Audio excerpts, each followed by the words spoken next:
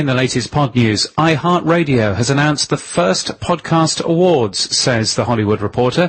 The podcast industry is getting its own awards show, says the story, and will, quote, be the first live awards show for podcasting where listeners will decide on the winners. Nominees have been announced on the awards website, and listeners can vote now. And yes, numerous podcast awards ceremonies have previously been held, many with listener-voted winners. The ad operations manager at National Public Media writes a piece about addressing podcasting's big challenges in measurement and marketing. National Public Media represent NPR and PBS for sponsorship sales. Meanwhile, Jessica Kupferman at Podcast Websites writes, what do podcast advertisers really want?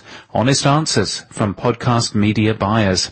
Fan podcasts are no longer being promoted by Lucasfilm's Star Wars website, according to Bleeding Cool.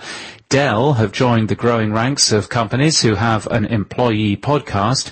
Amira Valiani writes about the growing trend for popular podcasts to produce live shows focusing on This American Life, and a new podcast for you.